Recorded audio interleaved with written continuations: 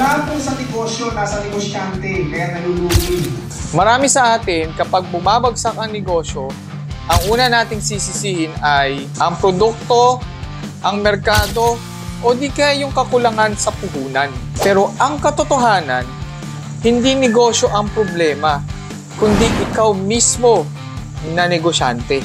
Kapag walang malinaw na plano, kapag walang disiplina, kapag ayaw tumanggap ng kahit anong payo, lalo na kapag constructive criticism yan, ang kahit anong magandang ideya, babagsak at babagsak yan. Pero alam mo, ang tunay na negosyante, kapag nadapa, natututo.